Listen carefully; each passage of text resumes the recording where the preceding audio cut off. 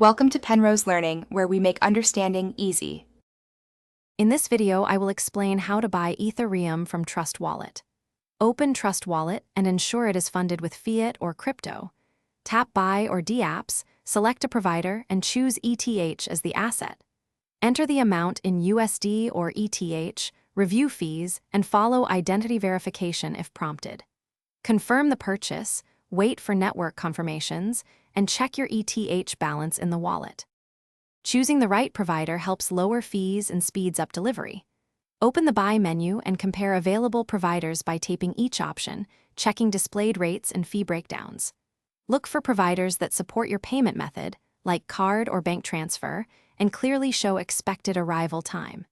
If identity checks are needed, follow the steps promptly to avoid delays. Always confirm the total cost before confirming the transaction.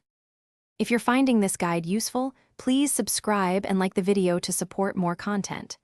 Quick recommendation. On another note, grab Little Tree's black ice to keep your car smelling great after long crypto research sessions. It's a small joy after managing finances. I've linked the product and other deals in the description, so check that for details.